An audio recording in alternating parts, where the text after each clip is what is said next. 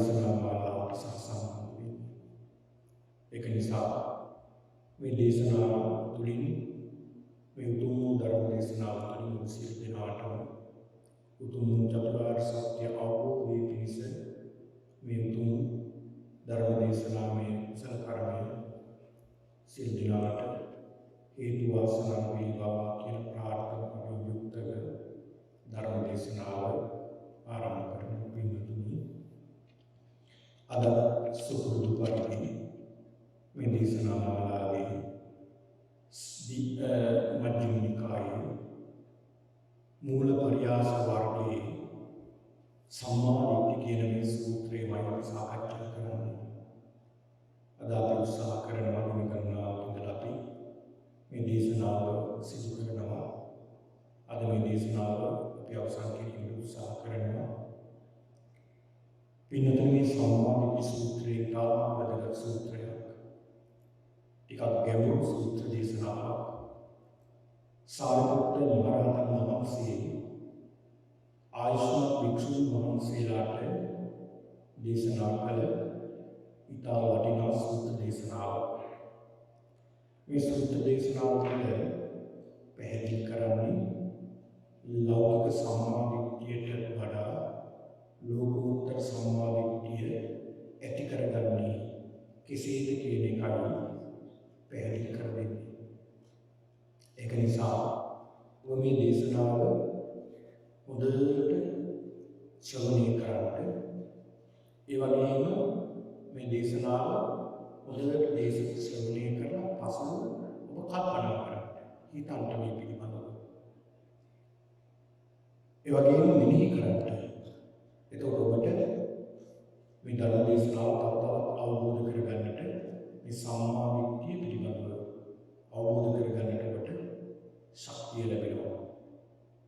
පින්තුනි, අපි අවසාන සතියේ සාකච්ඡා කරන්නට යෙදුනේ උපාදානයේ සහ භවයේ පිළිබඳව. උපාදානය මොකක්ද? උපාදානය දැනගැනීමත්, උපාදානය ඇතිවීම දැනගැනීමත්, උපාදානය නැතිවීම දැනගැනීමත්, උපාදානය නැතිවීමේ මාර්ගය දැනගැනීමත් කියන මේ කාරණා පිළිබඳව අපි සාකච්ඡා කළේ. උපාදානය පිළිබඳව තාකේදී අපි සිහිපත් කරගමු. උපාදානය කියලා කියන්නේ දැඩි අල්ලා ගැනීම. දැඩිසේ ග්‍රහණය කර ගැනීම තමයි උපාදානය කියලා කියන්නේ. ප්‍රශ්නෙත් අහලා තිබුණා, ධර්ම ගැටලුවකුත් අහලා තිබුණා. උපාදානය තණ්හාව කියන්නේ මොකක්ද? තණ්හාව උපාදානය අතර වෙනස මොකක්ද කියලා. අපිට ඒකත් පැහැදිලි කරගන්න පුළුවන්. උපාදානය සහ තණ්හාව පිළිබඳව විස්තර කිරීමේදී පින්නතුනි, උපාදානය කියලා කියන්නේ දෙවි අල්ලා ගැනීම කියන සඳහන් කරනවා. එතකොට තණ්හාව කියන්නේ ඒකම වගේ නේද කියලා යටට ප්‍රශ්නයක් ඇති වෙනවා. පින්නතුනි, තණ්හාව කියන්නේ එකක්, උපාදානය කියන්නේ තව එකක්. හැබැයි තණ්හාව නිසා තමයි උපාදානය ඇති වෙන්නේ. හරියට කිව්වොත් මේ තෘෂ්ණාව, මේ තණ්හාව ඔබටත් තියෙනවා, අපිටත් තියෙනවා, අපි හැමෝටම තියෙනවා. සියලු කෙලෙස් නැති කරගන්න අපිට මේ උපාදානයේ තෘෂ්ණාව පවතිනවා. එහෙනම් මේ තෘෂ්ණාව පින්නතුනි අපි සෑම කෙනෙක්ගේම සිත් තුළ පවතින දෙයක් මේ උපාදානය. එතකොට අපි උදාහරණයකට ගත්තාම කල්පනා කරලා බලමු. මම මගේ ගෙදරට හරි ආසයි, කැමතියි. මම බොහොම ආසයි, කැමතියි මගේ ගෙදරට. මට තණ්හාවක් තියෙනවා මගේ නිවස පිළිබඳව. මගේ ගෙදර පිළිබඳව, නිවස පිළිබඳව මට තණ්හාවක් තියෙනවා.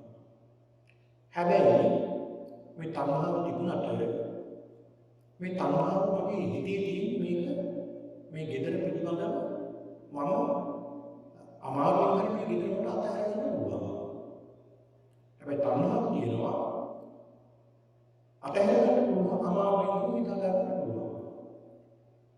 උපාදානය කියලා කියන්නේ මේක අතහර ගන්නත් බැරි තරම් උපාදානය අල්ලා ගැනීම, දැඩිව අල්ලා ගැනීම. දැඩිව යමක් අල්ලා ගැනීම උපාදානය කියලා කියනවා. ඒතර තණ්හාවයි උපාදානයයි මොනවද කියලා ඔබට තේරුම් ගන්නට පුළුවන්කම ඇති වෙනවා. තවත් උදාහරණයක් කිව්වොත් අපි හිතමු තමන්ගේ දරුවෝ කෙරෙහි දෙමාපියන්ගේ තෘෂ්ණාවක් තියෙනවා. ඒ දරුවෝ නොසලකා හරිනකොට දෙමාපියන්ට දුකක් වේදනාවක් ඇති වෙනවා. ඇයි දුක ඇති වෙන්නේ? දරුවෝ අපි තෘෂ්ණාවෙන් අල්ලගෙන ඉන්න නිසා. ඒ වගේම තමයි මේ දරුවෝ මේ විදිහට වෙනස් වෙනකොට දරුවෝ තමන් කියන දේ අහන්නේ නැති වෙනකොට තමන්ගේ අවවාද අනුශාසනා නොසලකා හරිනකොට වේදනාවක් ඇති වෙනවා. එතකොට ඇයි මේ වේදනාව ඇති වෙන්නේ? මේ තණ්හාව නිසා තමයි මේ වේදනාව ඇති වෙන්නේ. ඒතකොට තණ්හාව නිසා මේ වේදනාව ඇති වෙනවා. හැබැයි මේ දරුවෝ කෙරෙහි තෘෂ්ණාවක් අපි අද දෙමාපියන්ගේ තියෙනවා. හැබැයි මේ දරුවෝ අතහැර ගන්න අමාරුම මේ දෙමාපියන්ට පුළුවන් නම් මේක එතන තෘෂ්ණාව තියෙනවා, උපාදානය නැහැ. උපාදානය කියනකොට දැඩිවල්ලක් නැහැ. හැබැයි යම් කිසි කෙනෙක් මේ දරුවන්ට කිසි දෙයකට වෙනස් වෙන්නේ නැතුව මේ දරුවෝ කෙරෙහි දැඩි අල්ලා ගැනීමක් තියෙනවා නම් ආමෙක උපාදානය. එතකොට පැහැදිලි කරගත්තා යතෝචකෝ ආවසෝ උපාදානං පජානාති. උපාදානය කියන්නේ මොකක්ද කියලා හොඳට දැනගන්න. උපාදානය කියන්නේ දැනගන්න කියන්නේ. යමක් කෙරෙහි උපාදානය තියෙනවා නම් උපාදානය කියනවා වේදනාවක් කියනවා. දැඩිව අල්ලගත්තොත් ඒක තමයි සඳහන් කරන්නේ දැඩිව අල්ලගන්න එක. දැඩිව අල්ලගන්නවා මොකද මරණාසන්න මුක්තිය අපිට ගලව ගන්න බැරි වෙනවා. මේ දැඩිව අල්ලගන්න උපාදානය. ඒක නිසා තණ්හාව නම් කොහොම හරි ගලව ගන්න පුළුවන් අමාරුයි. නමුත් උපාදානය තාමත් අසීමිත ගලව ගන්න. ඒ තරම් දැඩිව අල්ලගෙන සමහර ඉන්නවා දෘෂ්ටි ග්‍රහණය කරගෙන. සමහර ඉන්නවා දෘෂ්ටි ග්‍රහණය කරගෙන ඒ තමන් ගන්න දෘෂ්ටිය ආයි කිසි දෙයකට වෙනස් කරන්නේ නැහැ. දැන් ලංකාවේ ගත්තොත් පක්ෂ දේශපාලනය ගත්තොත් ඒ පක්ෂ වලට එල්ල තියෙනවා. තත්ත්ව තත්ත්ව විනාන්නේ ඒ තැනට එල්ල තියෙනවා. ඊළඟට අපි හිතමු දැන් සමහරව ඉන්නවා විවිධ දෘෂ්ටි. ඒ දෘෂ්ටි වලට එල්ලලා ඉන්නවා. ඒවා ගලව ගන්න බෑ. ගැලවෙනවා කියලා ගලව ගන්න කියලා තේරෙන්නේ නැහැ. දැන් උදාහරණයක් කිව්වොත් දහම බලන්න මේ උදාහරණෙම විවිධ දෘෂ්ටි හදා ගන්නවා. ඒ දෘෂ්ටි වලට ඇරිලා නෑ ඕකන කියද්ද මේකයි ඇත්ත. නෑ ඕකන කියද්ද මේකයි ඇත්ත. පිරිසක් කියන බුදුහාමුදුරුවෝ මෙහි ඉපදුනා තා කෙනෙක් කියනවා බුදුහාමුදුරුවෝ මෙහි ඉපදුනා. ඒ අය කීයටවත් අදහස අතහැරගන්නේ නැහැ මේ උපාදානය. ඒ උපාදානය අතහැරගන්නේ නැති නිසා ඒ අයට මේ උපාදානයේ තියෙන ගැඹුර තේරෙන්නේ භයානක. තමන්ගේ අදහස් කිසිසේත් වෙනස් කරන්නේ. දැන් බලන්න ඔච්චර උපාදානය කරගන්නකොට දැන් ගෙදර මොන දේවල් කොයි තරම් දේවල් අපි උපාදානය කරන්නේ. දැන් මේ කොහොමද දන්නේ නැහැ මම ලංකාවේ අපි පොයි දවසට පාස්කම් වල තාත්තලා එහෙම ආපහු ෆීල් ගන්න. තමන් ඉඳ ගන්න වෙනදා ඉඳ ගන්න ටයිල් කැටේ උඩමයි ඉඳ ගන්න. කාම කෙනෙක් හිටියලා ඒ තරමයි ඉඳ ගන්න. වෙන කවුරුහරි ඉඳගත්තු එදා උන්ද සීල් ගන්නේ නැහැ. උන්ද බොහෝ වේදනාවෙන් සීල් ගත්තත් හිතේ පැයව තමයි කීකින් ඉන්නේ. බලන්න ඒ අම්මා තමයි ඒ ටයිල් කැටේ උඩ කරලා දෙන්නේ. ඒ අම්මා එතනද ගන්න හැමදාම ඒක අල්ලනවා. බලන්න මොනතරම් අල්ලාගෙන ඉන්නද? මොනතරම් අල්ලගන්නවද? අපි මම මේක උදාහරණයක් සඳහන් කළේ කොයිතරම් දේවල් අපි මේ වගේ අල්ලගන්නවද? අපි හැමදාම මේ දේ අල්ලගන්නවා. ඒ දේ අල්ලගන්න. කෑමක් බීමක් බලන උදාහරණයක් විදියට. ඒ ආහාරයක් ගත්තොත් ඒකට හිත ගත්තොත් ඒක අපි අල්ලගන්නවා. හැමදාම ගන්න ආහාරය. හැමදාම ගන්න රූපේ. හැමදාම ගන්න ශබ්දය. ඒ රසය. ඒ ස්පර්ශය උපාදානය දෙවි වල්ලන. ඒක නිසා මේ දෙවි වල්ලා ගැනීම අපි හොඳට මොකක්ද උපාදානය කියලා අවබෝධ කරගන්න. දැන් අප උපාදානයේ කුමක්ද කියලා අවබෝධ කරගත්තාම පින්නතුනි මේකෙන් ගැලවෙන්න අමාරු ලේසිද? ගැලවෙන්න ලේසි. මොකද එයා දන්නවා මේ උපාදානය. අල්ල ගන්නකොට තේරෙනවා මේ උපාදානය. සමහර මරණාසන්න මොහොතේ අල්ලගෙන ඉන්නේ. තමන්ගේ දරුවෝ කෙනෙකුලා කියනවා අපි මේ දේ පරිස්සම් කරගන්න. මේ දේ පරිස්සම් කරගන්න. අහවල් අය අපිට එක තරහයි, ධර්මාන්තර වෛරයි. ඒ හින්දා අඩියක්වත් කියන්නේ නෙමෙයි. ඔය ගැට මේ පැත්තෙන් ගන්නවා. මම මරනවා. බල මේ ටික කරගෙන යන්න කියලා. දරුවන්ට අවවාදන මොකද උපාදානය කරගන්න. ඒක නිසා මේ උපාදානයේ තියෙන භයානකම ඔබට තේරෙනවා දැන්. ඒතර උපාදානය මොකක්ද කියලා අවබෝධ කරගන්න. ඒ වගේම උපාදාන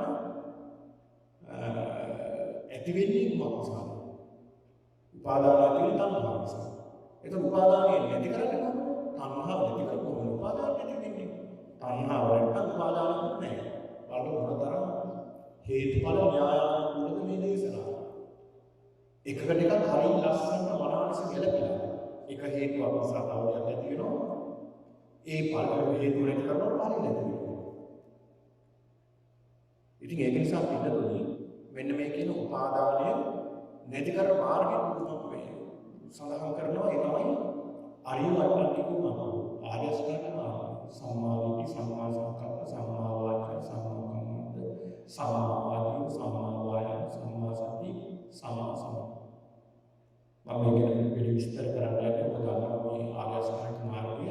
මේ ආර්ය අෂ්ටාංග මාර්ගය කියන්නේ මධ්‍යම ප්‍රතිපදාව. ඒ කියන්නේ ඇලීමෙන් ගැටීමෙන් තොර මැද පිළිවෙල. ඒකයි. ඊළඟට පින්නතුනි යතෝචකෝ ආවසෝ තණ්හාච පජානාති. තණ්හාව කියන්නේ කුමක්ද කියන්නේ දැනගන්න. එතකොට තණ්හාව කියන්නේ මොකක්ද? තණ්හාව කියන එක අපි විග්‍රහ කළා. මේ තෘෂ්ණාව කියලා කියන්නේ ඒ අපේ තියෙන ආශාව, ලෝභය, ඇලීම. මේ කියන ඇලීම අපි නිවන් දකින්න කරනවා. සුවර්ණක ඇලීම තියෙනවා. සකදාගාමී අනාගාමී තියෙන අරහත්ත්වයටපත් වෙන ඇලීම තෘෂ්ණාව නැතර වෙලා යනවා. අන්න ඒක තමයි යම් කිසි කෙනෙක් රහත් භාවයටපත් වුණොත් ගිහි පුද්ගලයෙක් රහත් භාවයටපත් වුණොත් ඒ පුද්ගලයාට ගිහි ජීවිතේ දවස් 7ක් ඉන්න පුළුවන්.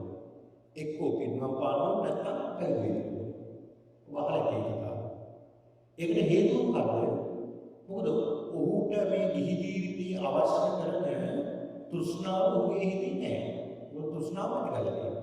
එහෙනම් තෘෂ්ණාව තියෙන තැනක ඔහු ජීවත් වුණොත් එතන මොකද වෙන්නේ? ඇලීමක්ද ගැටීමක්ද? ඇලෙන්නේ නැහැ, ගැටීමක් ඇති වෙනවා.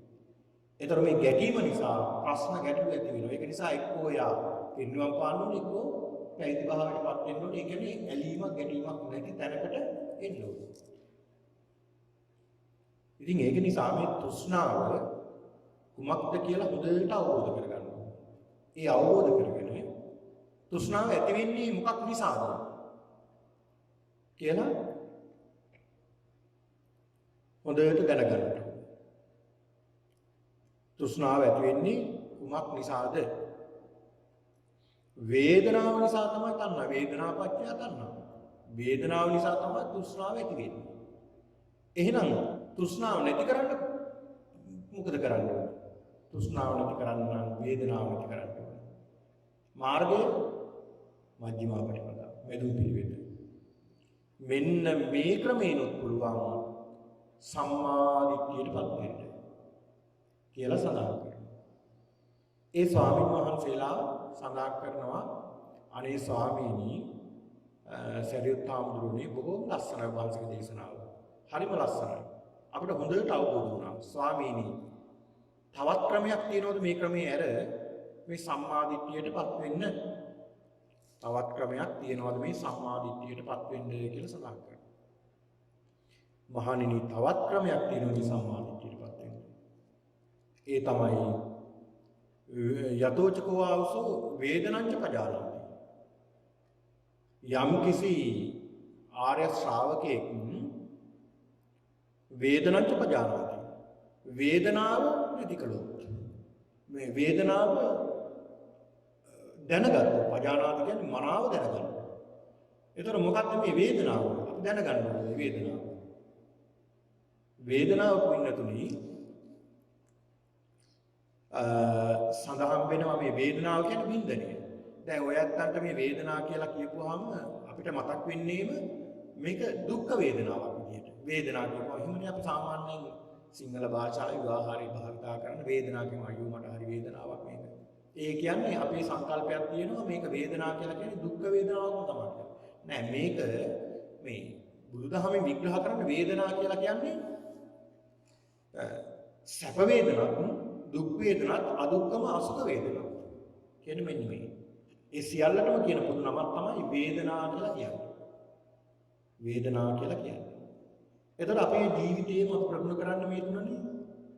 හැම මොහොතෙම අපි සැප වේදනා ප්‍රගුණ කරනවා, අපි එකතු කරනවා, දුක් වේදනා එකතු කරනවා, ඒ වගේම මධ්‍යස්ථ වේදනා අපි එකතු කරනවා. සැප වේදනා එකතු කරනවා, දුක් වේදනා එකතු කරනවා, මධ්‍යස්ථ වේදනා අපි එකතු කරනවා. එතකොට පින්නතුනි අපිට මේ අපි සැප වේදනාවට දැන් අපි කැමති වැඩිපුර සැප වේදනාවලටනේ. ඇහෙන් ලස්සන රූප දකින්න, කනෙන් බොහොම මිහිරි ශබ්ද අහන්න, නාසයෙන් හොඳ සුවඳ දැනගන්න, ඊළඟ දිවෙන් බොහොම රසවත් ආහාර අනුභව කරන්න කැමතියි. ශරීරයට ඒ කියන්නේ මේ හැමත සීත උෂ්ණ ආදී සැප දේවල් ලැබෙනවට කැමතියි. මනසට බොහොම හොඳ ධර්මතාව මතක් වෙනවා නම් කැමතියි. එහෙනම් අපි නිතරම නිරන්තරයෙන්ම මේ සත්‍යය පුරුදු වෙලා තියෙන සැප වේදනාවටම හිත අලව ගන්න. අන්න තෘෂ්ණාව. සැප වේදනාවටම හිත අලව ගන්න. ඒතර මේ සැප වේදනා වලට අපි ඇලෙනවා. ඒතර සැප වේදනා වලට අපි ඇලෙනවා. ඒතර තවත් වේදනාවක් තියෙනවා දුක් වේදනාව. ඒතර අපි කැමතිද ඇහෙන් අපි අප්‍රිය අමනාප රූපයක් දකින්න? නෑ. අපි කැමති නෑ. ඇහෙන් අපි කැමති බොහොම ලස්සන රූප දකින්න. හැබැයි අපිට පේන්නේ අවලස්සන නරක අපි දැකීමට අකමැති රූප. අපිව බලන්න කැමති නෑ. එතකොට මොකද වෙන්නේ? එතකොට අපි සැපයට ඇලෙනවා, දුකට ගැටෙනවා. එතකොට මෙන්න මේ ඇලීමක් ගැටීමක් සිද්ධ වෙන්නේ මොකක් නිසාද? පින්නතුනි මේ ඇලීමක් ගැටීමක් සිද්ධ වෙන්නේ මේ වින්දනය නිසා. කොහොමද මේ වින්දනය? මේක විග්‍රහ කරනවා සරියුත් හාමුදුරුවෝ. වින්දනය කොටස් 6ක් තියෙනවා. ඒක තමයි එකක් තමයි චක්කු සම්පස්සජා. ඒ කියන්නේ චක්කු සංපස්ස, ඒ කියන්නේ ඇහෙන් ස්පර්ශ කරගෙන වින්දනයක් ලබනවා. ඒක අර මං කිව්වා වගේ සැප දුක් දැන් මම සැප දුක් කියලා දුන්නා. හැබැයි අදුක්කම අසුඛ කියන එක ගැන මම විස්තරයක් කළේ නැහැ. අදුක්කම අසුඛ මම උදාහරණයක් කියන්නම් ඔයත් ගන්න ඒක තේරුම් ගන්න පුළුවන්. දැන් අදුක්කම අසුඛ කියන මේ වින්දන කොහොමද එන්නේ අපිට මේක සැපක් නැහැ දුකකුත් නැහැ මධ්‍යස්ථයි. කොහොමද මේ මධ්‍යස්ථ දේවල්? පින්නතුනි දැන් මම රූපයක් දිහා බලනකොට මේක ප්‍රිය රූපයක්. එතකොට මම මොකද වෙන්නේ මේකට? මට මේක සැප වේදනාවක් වෙනවා. මම අනිත් පැත්ත බලනකොට මේ බොහොම කැත රූපයක් මම දකින්න අකමැති රූපයක්. නැත්නම් අපි හිතමු හතුරෙක් කියලා. එතකොට අපි ඒකට ගැටෙන එහෙම නැත්නම් දුකක් ඇති වෙනවා. දුක් වේදනාවක්. ඒ අතර අපිට අනිත් දේවල් පේනවා. හැබැයි අපි හිතට ගන්නවද? නෑ. හිතට ගන්නෙ නෑ. හිතට ගන්නෙ නෑ අපි ඒ දේවල්. ඒවා තමයි හිතට සැප විදිහටත් නැති, දුක් විදිහටත් නැති. නමුත් අපිට පේන හැබැයි අපි ගන්නෙ නෑ. ඒ දේවල් අදුක්කම අසුඛ වේදනා, උපේක්ෂා වේදනා කියලා කියනවා. ඒතකොට මෙන්න මේ වේදනා එහෙන් චක්කු සම්පස්සජා වේදනා, සෝත සම්පස්සජා වේදනා, ඒ කියන්නේ කනින් ගන්න අරමුණු නිසා ඇති වෙන මේ වින්දනය, ඊළාට ගාහන සම්පස්සජා වේදනා නාසයෙන් ගන්නා වූ අරමුණු නිසා ඇති වෙන වින්දනය ජීවහා පස්සජා වේදනා කාය සංපස්සජා වේදනා මනෝ සංපස්සජා වේදනා කියලා හයක් තියෙනවා. ඔන්න වේදනාව ආකාර හයයි. ඇහෙන් කනෙන් නාසයෙන් දිවෙන් ශරීරයෙන් මනසෙන් ගන්න වින්දන. ඒතර මේ ආයතන වලින් ගන්න වින්දන මේ ආයතන වලින් ගන්න වින්දන ආකාර හයක් තියෙනවා. මෙන්න මේ වින්දනය කියන්නේ වේදනාව කියන්නේ මොකක්ද කියලා හොඳට අවබෝධ කරගන්න. දැන් ඔබට වේදනාව එනකොට ඔබ මෙනෙහි කරන්න ඕනේ. මොකක්ද කියලා. දැන් ඔබ වාඩි වෙලා ඉන්නෝ නම් දැන් මේ මොහොතේ පැයක් කමාරක් යනකොට ඔබට එනවා වින්දනය. ඔබට එනවා සමහරලාට අතේ අත් කකුල් වල වේදනාවක් එනවා. එතකොට ඔබට මෙනෙහි වෙනවා වෙන්න ඕනේ මේක මොකක් මොන වේදනාවක්ද? මේක දුක්ඛ වේදනාවක්. ඔබ ඊට පස්සේ පහස ඉරියව්වට හැරෙනකොට ඔබට පොඩි පහසුවක් දැනෙනවා. එතකොට ඒක මොකක්ද? මේක සැප වේදනාවක්. ඉතින් මේ සැප වේදනාවක් දුක්කට හැරෙනවා. ඒ ටික සුළු මොහොතක් යනකොට. නමුත් ඒ මොහොතේ ඇති වෙන්නේ සැප වේදනාවක්. ඊළඟට යම් යම් අවස්ථාවල අපිට මේ දෙකෙන්ම බාහිර උපේක්ෂා වේදනා එනවා. ඒවා අපි මෙනෙහි කරන්නේ නැහැ. මොකද මෙනෙහි කරන්න තරම්වත් ඒක අපි අල්ලගන්නේ නැහැ. ඒ දෙකටම මැදින් ඉන්නේ. ඒක නිසා ඒවා අදුක්කම අසුඛ වේදනා. අදුක්කම අසුඛ වේදනා විදියටයි අපි ගන්න. ඉතින් මේ විදිහට මෙන්න මේ වේදනාව වින්දනය අපි හොඳට අවබෝධ කරගන්න. වින්දනය කියන්නේ මොකක්ද? වේදනාව. දැන් වේදනාව මං කිව්ව ආකාර හයක් තියෙනවා කියලා. ඒ කියන්නේ ඉන්ද්‍රිය හයෙන්ම ගන්නා වූ වේදනාව වින්දනය. එතකොට මේ වින්දනය ආකාර තුනකට ගන්නවා. එතකොට අපි 6 3 18යි.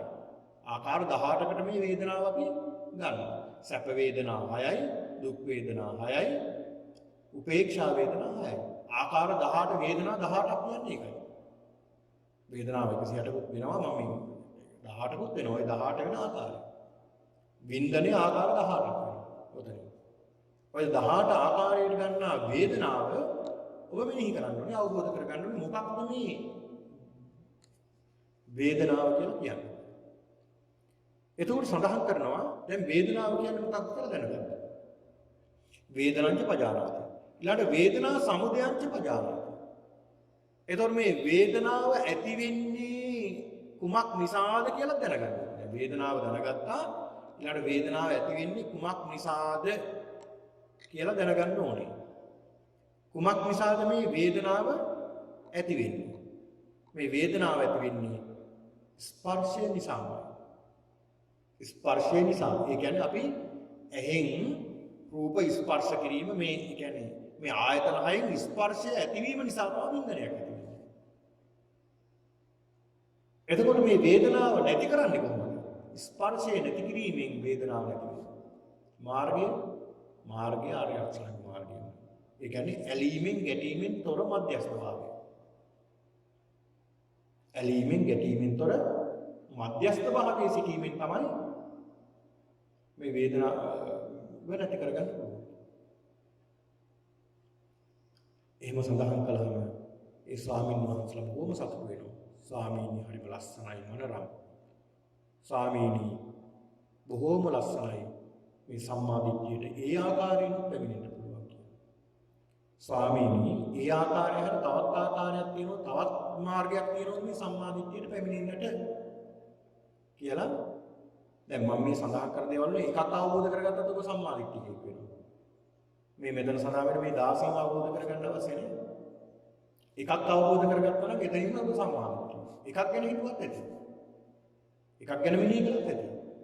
මොකද මේක ක්‍රම ගණනාවක් ගැන සඳහන් කරන්නේ. ඉතින් ඒකයි මේ දේශනා මාලාව අහනකොට ඔබේ හිත කොයි වෙලාවෙ හරි කොහෙට හරි යලේ. ඒ කියන්නේ මේ ධර්මයේ කියන්නේ ඔබට අවබෝධයක් එයි. කොයි හරි තැනක. ඉතින් ඒක නිසා හොඳට අවබෝධයට ගන්න.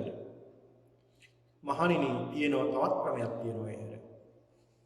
ස්වාමීනි කුමක්ද කියලා සඳහන් කරනවා. ඒ සඳහන් කරන පින්නතුනි යතෝචකෝ වාසෝ අරිය ශාවකෝ පස්සංච පජානාති. පස්ස සමුදයංච පජානාති. පස්ස නිරෝධං ච පජානාති. පස්ස නිරෝධ ගාමිනී පටිපදං ච පජානාති. ඒතාවතාපිකෝ ආවුසෝ අරිය ශාවකෝ සම්මාදිට්ඨිය හොති. අන්න බලන්න කොච්චර ලස්සනද. මහණෙනි තව ක්‍රමයක් තියෙනවා. ඒ තමයි පස්ස. දැන් පස්ස කියලා කියපුවාම අපි හිතන්නේ අපේ විවාහන් තියෙන ඕ මගේ පස්ස පැත්තට දෙනවා එහෙම කියලානේ. ඒ මෙතන මේ කියන්නේ එහෙම පස්ස කියන්නේ ස්පර්ශයට. දැන් අර කියන්නේ දැන් මෙතන සඳහන් කරන්නේ මාත්‍රාන පායන. පස්ස කියන්නේ ස්පර්ශය. ස්පර්ශය ගැන තමයි කියන්නේ. ඒතර පස්සංච පජානාති. ඒතර ස්පර්ශය කියන්නේ මොකක්ද කියලා අපි හොඳට අවබෝධ කරගන්නවා. මොකක්ද මේ ස්පර්ශය කියන්නේ? බුදුරජාණන් වහන්සේ විග්‍රහ කරනවා මේ ස්පර්ශය කියන එක පිළිබඳව. චක්කුංච පටිච්ච රූපේච උප්පජ්ජති චක්කු විඥාන. ඒ කියන්නේ ඇසට විඥානයක් ඇති වෙන්න නම් චක්කුංච පටිච්ච රූපේච ඔන්න ඔය තුනම එකතු වෙනවා. චක්කුංච පටිච්ච රූපේ. ඒ කියන්නේ ඇසත් රූපයත් විඥානයත් එකතු වීමෙන් චක්කු විඥානය ඇති වෙනවා. තින්නම් සංගති පස්සෝ අන්න බලන්න මේ තුනම එකතු වීම මොකද වෙන්නේ? ස්පර්ශය ඇති වෙනවා. ඒක තවත් විග්‍රහ කළොත් පින්නතුනි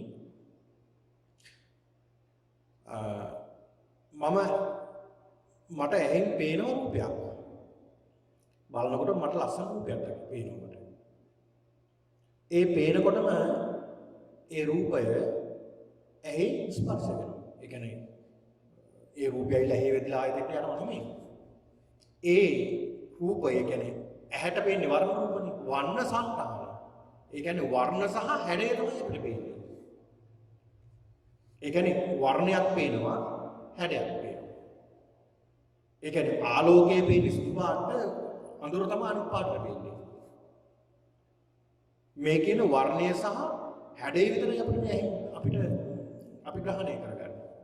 අන්න එතකොට පින්නතුනි ඒ වර්ණ රූප එහෙන් ස්පර්ශ වීම එහි තියෙනවා මැද්දේ පුංචි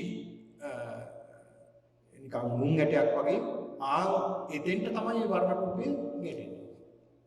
ස්පර්ශ වෙනවත් එක්කලම මේකට කියනවා පස්ස ස්පර්ශ. තින්න සංගත පස්ස. ඒ තුනම එකතු වීමෙන් ස්පර්ශය වෙනවා. පස්සපච්චය වේදනා. අන්නේ ස්පර්ශ වුණාට පස්සේ අඳුර ගන්නවා මේක සැපක්ද දුකක්ද මධ්‍යස්ථයක්ද කියලා අඳුර ගන්නවා. ඒ කියන්නේ වර්ණයක් අපි රූපයක් දකිනකොටම ඒක මුලින්ම වෙන්නේ ස්පර්ශ වෙන එක. ස්පර්ශ වුණ ගමන් අඳුර ගන්නවා මේක සැපද දුකද උපේක්ෂාද වශයෙන් වින්දන වශයෙන් අඳුර ගන්නවා. ඊට පස්සේ වේදනාපච්චය ගන්නවා. අන්න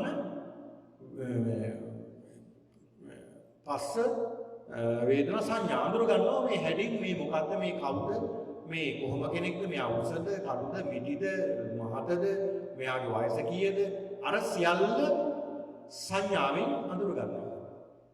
ඊට පස්සේ චේතනාව කියනවා. ඒ කියන්නේ චේතනා හම්බෙන්නේ කම්මවල කර්මයක් ඇති වෙනවා. එහෙම නැත්නම් මේක විඥානයක් වෙනවා. සංස්කාරයක් වෙනවා. අන්න බලන්න පස්ස ස්පර්ශය නිසා. ඒතොර ඇහැට ස්පර්ශ වෙන්නේ වර්ණ රූප. ඊළඟ කනට ස්පර්ශ වෙන්නේ ශබ්ද රූප. දැන් මෙතන රූප කියපුවම අපිට මතක් වෙන්නේ මේක ඇහැට පේන දෙයක්ම තමයි රූප කියලා. නෑ ඇහැට පේන්නේ නැති වුණාට මේ ධර්මයෙන් විග්‍රහ කරනවා කනට එන ශබ්දත් රූපයක් කියලා. කනට අපිට එන ශබ්දයක් රූපයක්. නහයට එන ගඳ සුවඳ පේන්නේ නැති වුණාට ඒකත් රූපයක්. දිවට දැනෙන රසයක් රූපයක්. හමට දැනෙන ස්පර්ශයක් රූපයක්. මනසට දැනෙන ධර්මයක් රූපයක්. එතකොට මෙන්න මේ කියන ස්පර්ශ ඇහැටත් ලැබෙනවා ස්පර්ශය මුලින්ම ඇති වෙන එක. ඒ කියන්නේ රූපයක් දකිනකොට ග්‍රහණය වෙනකොට එක ඒ මොහොතේම සලාම් වෙන්නේ ඇති වෙනවා. හරියට බෝලකින් විත්තියකට ගහනකොට ඉස්සල්ලාම විත්තිය ස්පර්ශ වෙනවා. ආගේ වගේ දෙයක් තමයි වෙන්නේ. ඒ වගේ දෙයක් තමයි වෙන්නේ. ඒතර ඒකට තමයි මේ ස්පර්ශ වෙන්නේ. ස්පර්ශය කුමක්ද කියලා අපි දැනගන්න ඕනේ. ස්පර්ශය කුමක්ද කියලා දැනගන්න ඕනේ. ඒතකොට සඳහන් වෙනවා මෙන්න මේ කියන ස්පර්ශය ස්පර්ශයේ කොටස් 6ක් තියෙනවා. ඒ තමයි මම සඳහන් කළා චක්කු සම්පස්සජ, සෝත සම්පස්සජ, ගාහන සම්පස්සජ, ජීවා සම්පස්සජ, කාය සම්පස්සජ, මනෝ සම්පස්සජ කියලා. ඒ කියන්නේ ස්පර්ශය නිසා ඇති නිසා තමයි පස්සජ කියලා දාලා තියෙන්නේ. ඇහැට ස්පර්ශයක් ඇති වුණ ගමන් ඒකට කියනවා චක්කු සම්පස්සජ. කනට ශබ්දයක් ඇති වෙන ගමන් අපි ඒකට කියනවා සෝත සම්පස්සජ. නාසයට ගඳ සුවඳක් දැනෙන ස්පර්ශ වුණ ගමන්ම අපිට මේක හිතා ගන්න බෑ මොන වේගකින් සිද්ධ වෙනවද කියලා. නමුත් මේක බාණ්ඩ බුද්ධහමයේ විග්‍රහ කරලා තියෙන හැටි. දැන් අපිට රූපයක් දකින්න නැත්නම් ගඳ සුවඳක් දැනෙනකොටම අපිට සියල්ල වෙලා ඉවරයි. විඥාන පහළ වෙලා විඥාන 10000 පහළ වෙලා ඉවරයි. නමුත් මේක සියුම්ව විග්‍රහ කරගන්න තමයි මේ සඳහන් කළේ. ඒතකොට මෙන්න මේ ස්පර්ශය කියන්නේ මොකක්ද කියලා අපි දැනගන්න ඕනේ. ඒතකොට මුලින්ම අපිට සිද්ධ වෙන්නේ ස්පර්ශයක් සිද්ධ වෙනවා. මේ ආයතන 6ට ස්පර්ශයක් ඇති වෙනවා. ඒ ස්පර්ශය කුමක්ද කියලා අපි අවබෝධ කරගන්න ඕනේ. එනකොටම ස්පර්ශය මේක ඇහැට ආපු ස්පර්ශයක්. මේක කනට ආපු ස්පර්ශයක්. මේක නාසයට ආපු ස්පර්ශයක්. දිවට ආපු ස්පර්ශයක්. ශරීරයට මනසට ආපු ස්පර්ශයක් කියලා අපි අඳුර ගන්න ඕනේ. මෙන්න මේ කියන පස්සංච පජානාති ස්පර්ශය කියන්නේ මොකක්ද කියලා හොඳට අවබෝධ කරගන්නට ඕනේ. අන්න බලන්න. ඊළඟට පස්ස සමුදයංච පජානාති. එතකොට මේ ස්පර්ශය ඇති වෙන්න හේතුව මොකක්ද? ස්පර්ශය ඇති වෙන්න හේතුව පින්නතුනි මේ ස්පර්ශයට එකම හේතුව තමයි සලආයතන පත්‍යාපස්ස. ඒ කියන්නේ ආයතන 6ක් තියෙනෝනේ. ඒක නිසා ස්පර්ශ වෙන්නේ. ආයතන 6 තමයි ස්පර්ශය ඇති කරගන්නේ. ඒක නිසා ස්පර්ශයට හේතුව තමයි ඇති වෙන්න හේතුව සලආයතන. එතකොට මේ ස්පර්ශය නැති කිරීමේ මාර්ගය මොකක්ද? ස්පර්ශය නැති කරනවා නම් මොකද්ද නැති කරන්න ඕනේ? ආයතන 6 නැති කිරීමයි කරන්න ඕනේ. මේ ආයතන 6 නැති කරපු ගමන් ස්පර්ශයක් වෙනවද? නැහැ. ස්පර්ශයක් වෙන්නේ නැහැ. එතකොට ඒකට මාර්ගය ආර්ය අෂ්ටාංගික මාර්ගය මෙලුම් පිළිවෙත කියලා විග්‍රහ කරනවා. ඒ අවස්ථාවේ වික්ෂුන් වහන්සේලා බොහොම සතුටටපත් වෙලා ස්වාමීනි ඒ මාර්ගය ඇර තවත් මාර්ගයක් තියෙනවද සම්මාදිට්ඨියටපත් වෙන්න? ඔව් මහණෙනි තියෙනවා. තවත් මාර්ගයක් තියෙනවා. ඒකමත් ස්වාමීනි කියලා සඳහන් කරනවා.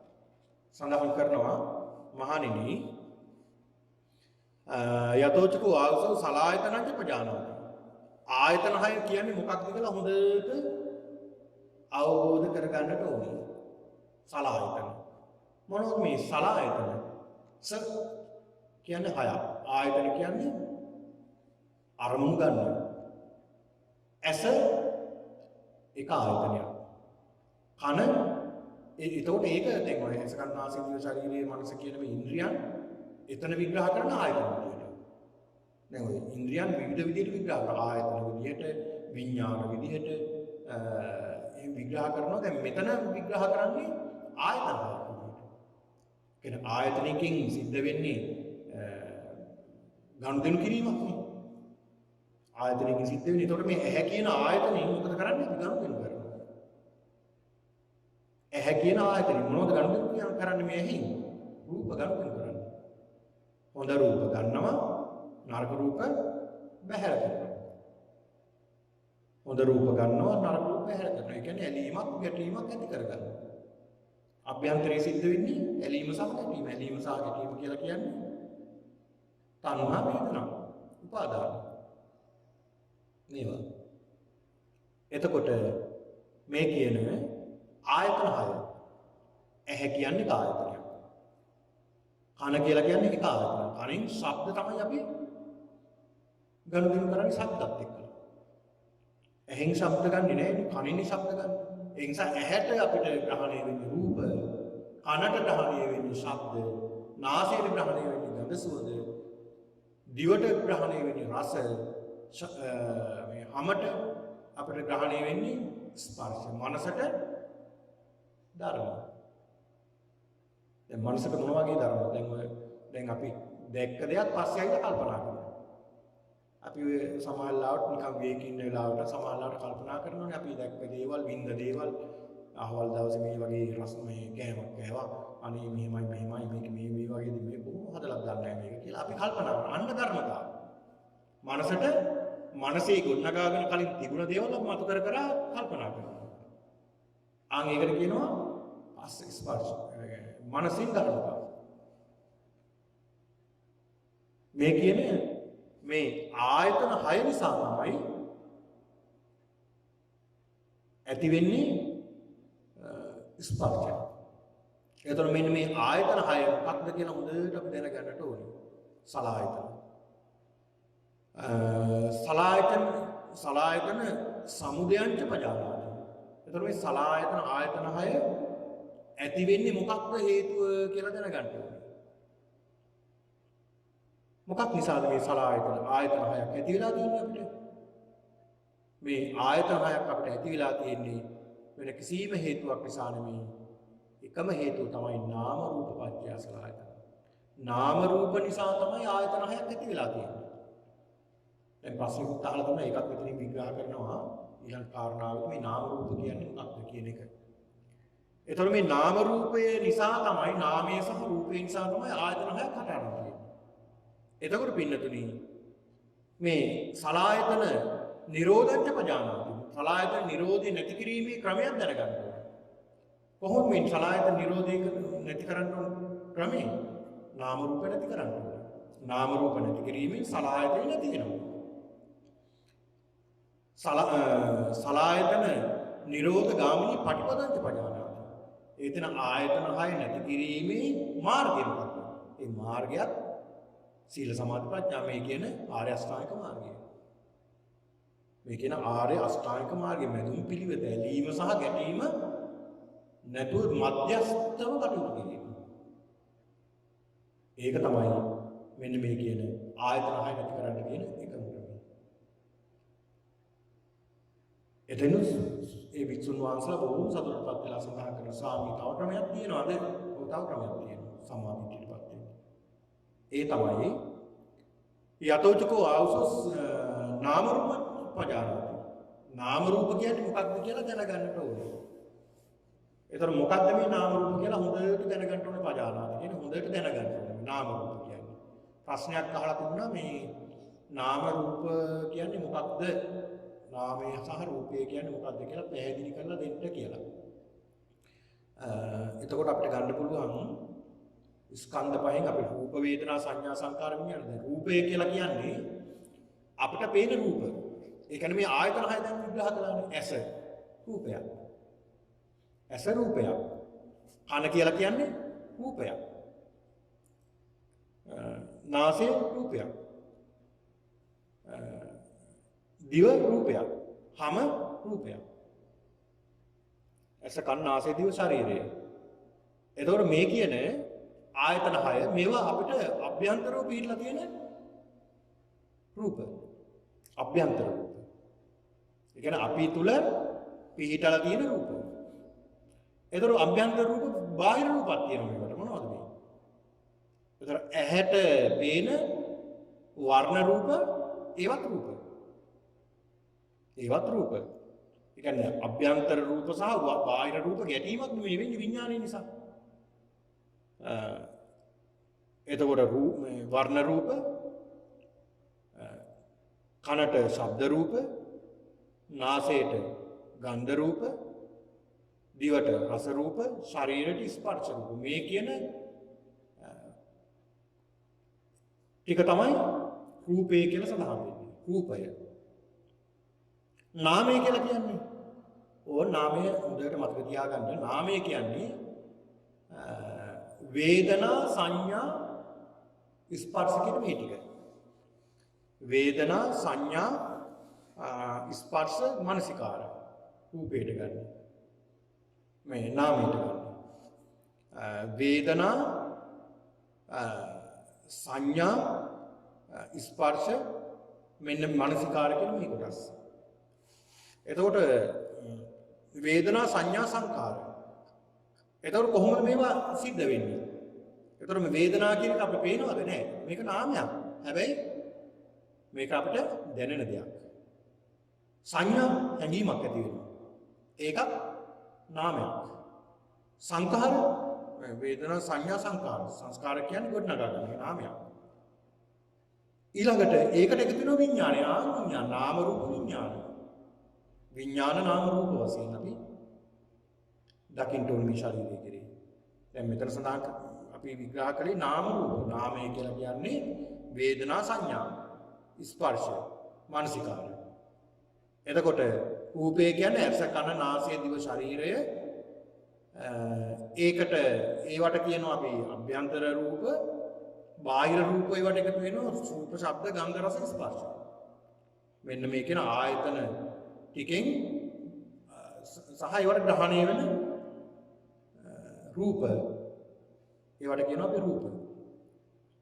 නාම කියලා කියන්නේ වේදනා සංඥා චේතනා ස්පර්ශ මනසිකාරය. මෙන්න මේ කියන ටික. එතකොට මෙන්න මේ කියන නාම රූපංච පජානාති. නාම රූප කියන්නේ කුමක්ද කියලා දැනගන්න. නාම රූපංච පජානාති නාම රූප සමුදයංච පජානාති. ඇයි මේ නාම රූප ඇති වෙන්නේ? මේ නාමයේ රහ රූපය ඇති වෙන්නේ කුමක් නිසාද? ඒකත් දැනගන්න ඕනේ. මොකක් නිසාද මේ නාමයේ සහ රූපය ඇති වෙන්නේ? පින්නතනේ මේ නාමයේ සහ රූපය ඇති වෙන්නේ සංස්කාරය නිසාමයි විඥානය නිසාමයි නාම රූප ඇති වෙන්නේ. විඥානය නිසා. විඥානපච්චය නාම රූප. විඥානය නිසා තමයි නාම රූපය. විඥානයක් තියෙන නිසා නාමයේ සහ රූපය එකතු වෙන්නේ. විඥානය තියෙන නිසා විඥානයක් නැත්තම් නාම රූපයක් එතන තියෙනවද? නැහැ. නාම රූපයක් පවතින්නේ නැහැ. එහෙනම් නාම රූපේ නැති කරන්න ඕනේ කොහොමද? ඒකත් දැනගන්න ඕනේ. එහෙනම් නාම රූපේ නැති කරනවා නම් විඥානය නැති කරන්න ඕනේ. විඥානය නැති කරොත් නාම රූපයක් ඇති වෙන්නේ නැහැ. එතනින්ම නැති වෙනවා. මාර්ගය ආර්ය අෂ්ටාංගික මාර්ගය මෙදුම් පිළිවෙත. මහන්නේ මෙතෙන් පුළුවන් කෙනෙකුට සම්මාදිට්ඨියටපත් වෙන්න සඳහන් කරනවා. ඊළඟ සඳහන් කරනවා සාමීනි ඒ මාර්ගය හැර තවත් මාර්ගයක් තියෙනවද? තවත් මාර්ගයක් තියෙනවද මේ සම්මාදිට්ඨියට පැමිණෙන්න පුළුවන් ක්‍රමයක් තියෙනවද? තියෙනවා. තවත් ක්‍රමයක් තියෙනවා. ඒ කුමක්ද? යතෝචකෝ ආයසෝ අරිය ශාවකෝ විඥානංච පජානාති. විඥානය කියන්නේ මොකක්ද කියලා හොඳට දැනගන්න ඕනේ. මොකක්ද මේ විඥානය කියලා කියන්නේ? දැන් අපිට ගැටලුවක් තියෙනවා සමහරුන්ට ඔය ප්‍රශ්නත් ඇති වෙයි. විඥානය කියලා කියනවා, සිත කියනවා, මනස කියනවා.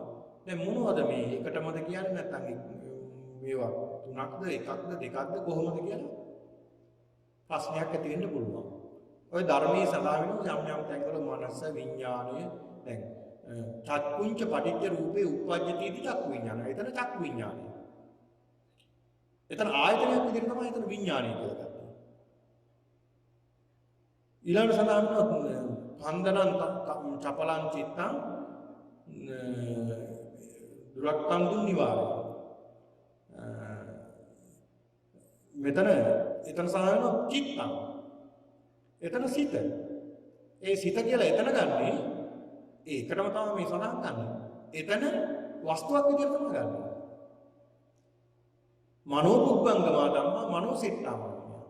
ඒ කියන්නේ ධර්මතාවලට එකතු වෙන දෙයක් විදිහට තමයි එතන ගන්නෙ මනස. මනෝ ධම්මානේ මනෝපුබ්බංගමා ධර්මයන්ට පෙරටුගාමී වෙන නිසා තමයි එතන මන කියලා ගත්තේ. ඒ කියන්නේ එකම සිත තමයි මේ විග්‍රහ කර දැන් බුදුදහම කියන්නේ විග්‍රහ කිරීමන්නේ. ඒ කියන්නේ හැම දෙයක්ම කඩලා බෙදලා පෙන්වා දීමක් තමයි කරන්නේ. මේක එකතු වෙලා තියෙනකොට පේන්නේ නෑ. කඩලා බලනකොට තමයි මේක විග්‍රහ කරගන්නේ ඕනම දෙයක්. දැන් මේ ශරීරයත් බලනකොට අපි කෑලි කරලා අපි කායිකතානුසති භාවනාවද අපි කෑලි කරලා බලනවා. මේක එක ගොඩක් විදියට තියෙනකොට අපිට පේන්නේ නෑ මේක මොකක්ද කියලා. හැබැයි කෑලි කෙරුවට පස්සේ අපිට පේනවා විග්‍රහ කරගන්න පුළුවන් ඒකේ මොනවද තියෙන්නේ කියලා. තව ඉස්සරහට අපි කෑලි කරනවා මේක ධාතු වශයෙන් කරනවා. ධාතු වශයෙන් බලපුවම තවත් කෑලි වලට ගෙනවා. මේ විදිහට කෑලි වලට අපි කොටස් කරන්න තමයි අපට අවබෝධය ලැබෙන්නේ. විශ්ලේෂණය කරගන්න පුළුවන් අපිට අවබෝධ කරගන්න පුළුවන් මේ බෙදීමෙන් වශයෙන්. කොටස් වලට වෙන් කරලා දැක්වීමෙන් තමයි අපිට අවබෝධ කරගන්න පුළුවන්කම තිබෙන්නේ. එතන මේ විඥානයත් එහෙම තමයි. දැන් විඥානයේ සඳහන් වෙනෝනේ සිත් පිළිබඳව සිත් පවා විග්‍රහ කරනෝනේ අභිධර්මයේදී සිත් 89 ආකාරෝ 121 ආකාරයක් තියෙනවා කියන්නේ. 89ක් තියෙනවා. එහෙම නැත්නම් ඒක අර සෝවාන් සකදාගාමි අනාගාමි අරහත් මාර්ගඵල විදියට ගත්තාම 121ක් සිත් විග්‍රහ කරනවා. ඒ කියන්නේ එක සිත් 121ක්. මොන තරම් බෙදිල්ලක්. මේ සිතක් අඳුර ගන්න මොන තරම් දක්ෂ වෙන්න ඕනද? මේ වේගෙන් අසුරු සැනකින් විනාශ වෙන සිත. මේක මේ සිත් වලට මේ දේවල් එකතු වෙනවා කියලා දැනගන්න මොන තරම් ප්‍රඥාවක් තියෙන්න ඕනද? ඒකමයි බුදුරජාණන් වහන්සේගේ ප්‍රඥාව පිළිබඳව දැනගන්න. අන්න බලන්න. ඉතින් ඒක නිසා මෙන්න මේ විඥාන සිත. එහෙම නැත්නම් මේ කියන විඥානංච පජාන. විඥානය කියන්නේ මොකක්ද කියලා දැනගන්න. විඥානය සිත. පින්නතුනි විඥානය මේ විඥානය කියන දේ හැබැයි හිතන්න එපා කියලා කිව්වා. විඥානය කියන වැඩි ගැඹුරට හිතන්න එපා. ඒ කියන්නේ මේක අනන්තයි විඥානය. මේක හිතලා ඉවර කරන්න බෑ. කොහෙන් කෙලවරක් තියෙනවද? කොහෙන් ආරම්භ වුණාද? කොහෙන් අවසන් වෙයිද? මේක අපිට හිතන්න බෑ විඥානය. ඒ තරම් ගැඹුරු කාරණාවක් මේ විඥානය කියලා කියන්නේ. නමුත් මේ අභිධර්මයේ විග්‍රහ කරනවා මේ විඥානය සඳහන් වෙනවා පතක් පමණ සමහරු කියනවා මොළයේ ආශ්‍රිතය තියෙන කියලා සමහර වෙනවා හදවත ආශ්‍රිතය තියෙන. අභිධර්මයේ සමහර තැන්වල විග්‍රහ කරනවා පතක් පමණ වූ ලේ ධාතුවක් සමග ගේවි තියෙන කියලා. ඒක නිසාලු සතුට වෙනකොට ලේ පිරිසිදු වෙන්නේ කෝප වෙනකොට ලේ අපිරිසිදු වෙන්නේ ඒක කියලා සඳහන් වෙනවා. කෙසේ වෙතත් මේ සිත කියන වස්තුව පවතින්නේ මේ ආයතන හයත් එක්කලා. නාම රූපත් එක්කලා ආයතන හයත් එක්කලා. මේ ආයතන හය නැත්තම් විඥානයක් පවතින්නේ නැහැ. ඒ කියන්නේ මේ විඥානයේ නිතරම මේ ආයතන හය එක්කලා සම්බන්ධ වෙලා තියෙනවා. එකක් වූ විඥානය චක්කු සෝත ගාන ජීවා කාය මන විදිහට විඥාන වශයෙන් ඒවට එකතු වෙලා තියෙනවා. හරියට උදාහරණකින් කිව්වොත් පින්නතුනි අපි දැකලා තියෙනවා මකුළු මේ මකුළු දැල වියලා ඒ මකුළුවගේ අඬු කියන්නේ කකුල් ටික කකුල් හයක් හෝ කීපයක් තියෙනවනේ ඒ කකුල් ටික අර දැල් වලට තියාගෙන ඉන්නව මැදට වෙලා. ඒතර මේ මකුළුවගේ මේ මකුළු දැලට යම් කිසි සතෙක් වැදුනොත් ඇවිල්ලා පැටලුනොත් එයා දැනගන්නවා අර එයා ඉන්න මේ එතන මධ්‍යස්තව ඉඳලා ඔහු දැනගන්නවා මේ අහවල් තැනින් තමයි හෙළුනේ ඒක නිසා එතෙන්ටයි මම යන්න ඕනේ කියලා දැනගන්නවා. ආන් ඒ වගේ තමයි සිතත් හොඳට මතක තියාගන්න. සිතත් අර මකුළුවා වගේ තමයි. අපි මේ ආයතන හයට තියාගෙනයි අපේ අණු ටික තියෙන්නේ. ඇහෙන් රූපයක් එනකොටම මනස දැනගන්නවා මේ චක්කු විඥානය.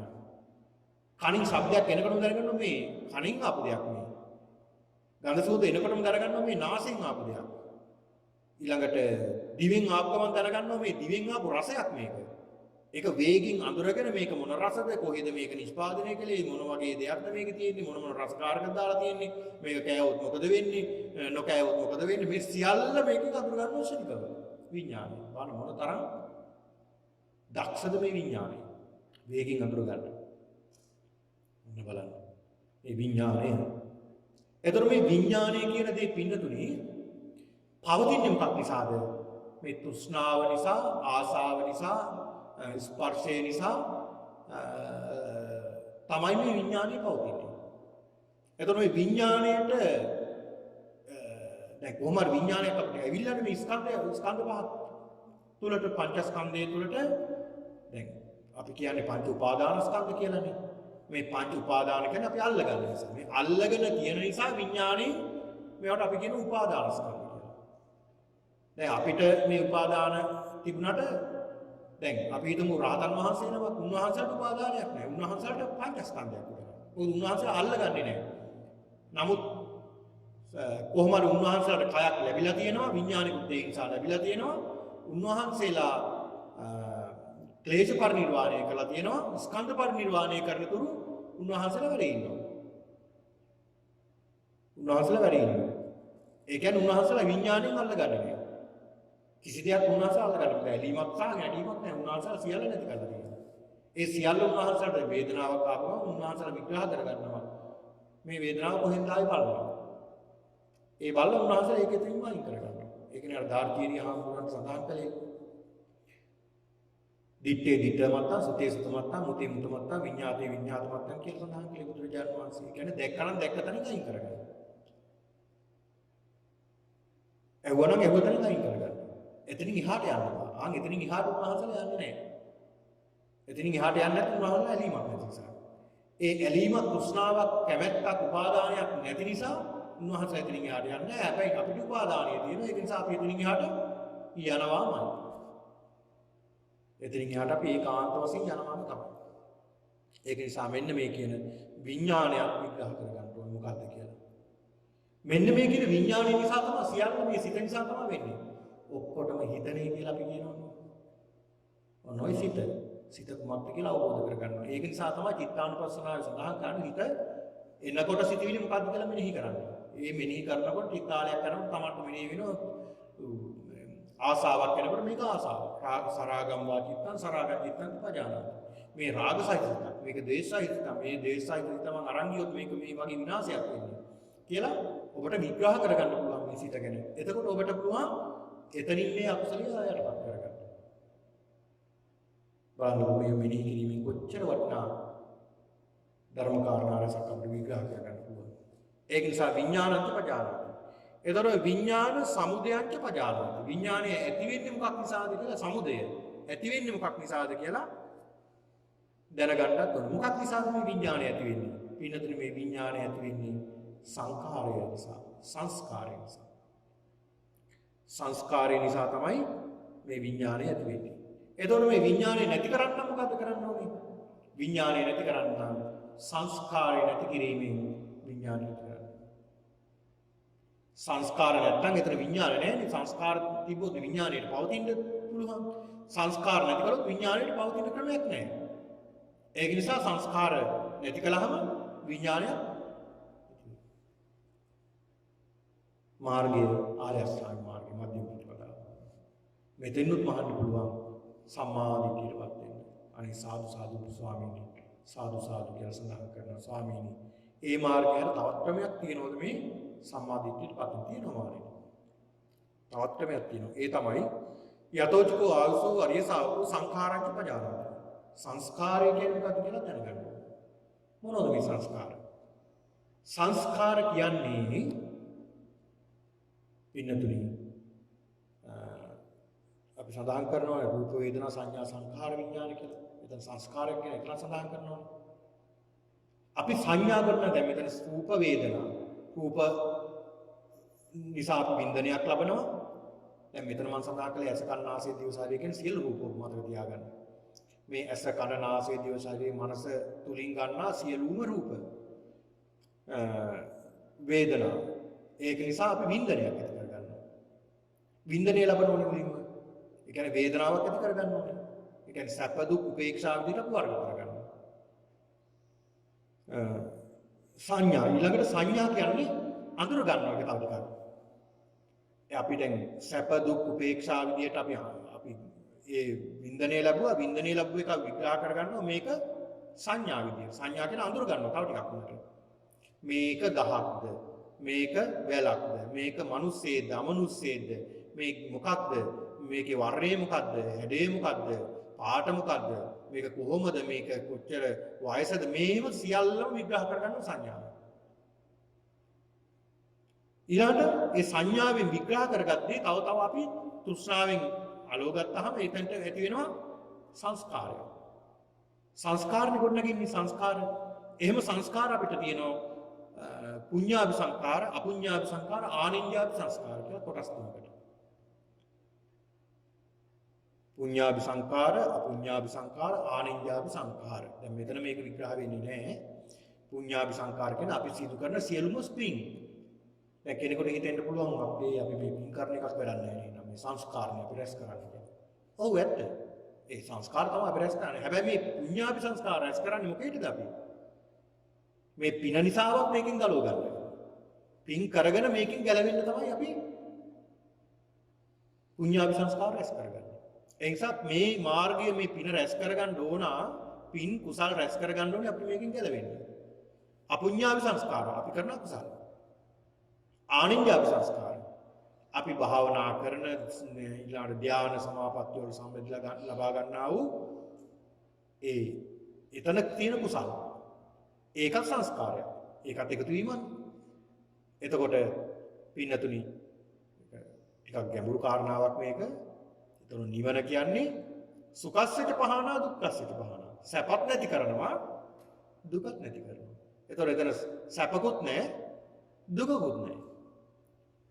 නිවනේ නැහැ මොකක්ද කියන එකයි කියන්නේ. නිවන් සැප කියලා කිව්වට එතන සැප ලබන්න කෙනෙක් නැහැ.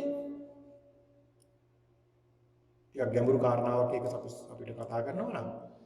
නමුත් මේ පින්නතුන් මතක තියාගන්නට ඕනේ මෙන්න මේ කියන කාරණාවේදී මෙතන විග්‍රහ කරන්නේ කාය සංස්කාර, වචී සංස්කාර, මනෝ සංස්කාර කියන තුන තමයි මේ සම්මාදිට සූත්‍රයේදී විග්‍රහ කරන්නේ. කාය සංස්කාර කියලා කියන්නේ කයින් අපි රැස් කරන සංස්කාර. ඒ කියන්නේ මේ ඉන්ද්‍රියයන්ගෙන් අපි එකතු කරන සංස්කාර, කය නිසා අපි එකතු කරන සංස්කාර තියෙනවා. ඒ සංස්කාර සියල්ල අපි ගබඩා කරගෙන තියෙන්නේ අපේ අර කම්පියුටරේ ගබඩා කරගෙන තියෙනවා වගේ අපි ගබඩා කරගෙන තියෙනවා. අපිට හොයාගන්න ඕන නම් සර්ච් කරපුවම ඒවා හොයාගන්න ඕන. අපේ අභ්‍යන්තරයේකනේ අපි සංස්කාර අපි ගොඩනගා ගන්නවා. අපි නිතර භාවිතා කරන සංස්කාර තමයි අපිට ඉක්මනට මතක් වෙන්නේ. අපි නිතර භාවිතා කරන්නේ නැත්නම් ඒව අර ෆයිල් වලට යට වෙලා තියෙන්නේ අපිට හොයන්න දෙය කාලයක් යනවා. දැන් ඒකනේ සමහර අය දැක්කාම සමහර දේවල් අපිට මතක් කරන්නේ මෙයා කොහෙන් හරි දැකලා තියෙනවා. ඒතර ගෙදර ඇවිල්ලා කල්පනා කරන කොහෙන්ද මෙයා දැක්කේ? උඩට හුරු කෙනෙක් නේ. ටිකක් කල්පනා කර යනකන් ෆයිල් ටික හොයලා උඩට එනවා. අන්න මතක් වෙනවා. මේ පොඩි කාලේ දැක්ක කෙනෙන්නේ. පොඩි කාලේ නෙමෙයි ආ දැක්ක සෑහෙන කාලෙක පස්සේ මේ අහවල් කෙනානේ අන්න හැඩයෙන් ප්‍රමාණයෙන් වයසින් සියල්ල අඳුර ගන්න සංස්කාර විදියට. එතකොට මේ සියලුම සංස්කාර අපතුල ගොඩනගා ගන්නවා. ඒකනේ බුදුහාමුදුරෝ දේශනා කළේ අනිත්‍යව සංස්කාර. මේ සංස්කාරයන් සියල්ල අනිත්‍යයි. මේ ගොඩනගා ගන්න සියල්ලම අනිත්‍යම තමයි. ඒතකොට සංඛාරංච පජානාති. සංස්කාරය කියන්නේ මොකක්ද දැනගන්න ඕනේ. ඊළඟට සංඛාර සමුදයංච පජානාති. සංස්කාරය ඇති වෙන්නේ මොකක් නිසාද? සංස්කාර ඇති වෙන්නේ අවිද්‍යාව නිසායි. අවිද්‍යාව නොදැනීම නිසා. සංස්කාර නැති කරන්න ඕනේ. අවිද්‍යාව නැති කිරීමෙන් සංස්කාර නැති කරන්න ඕනේ. අවිද්‍යාව නැත්නම් එතන සංස්කාරයක් නැහැ. ඊළඟට සංඛාර සමුදය සංඛාර නිරෝධ ගාමිනී පටිපදංච පජානාති. ඒ කියන්නේ සංස්කාර නැති කිරීමේ මාර්ගයකුත් තියෙනවා. ඒ තමයි ආර්ය අෂ්ටාංගික මාර්ගය. සීල සමාධි ප්‍රඥා.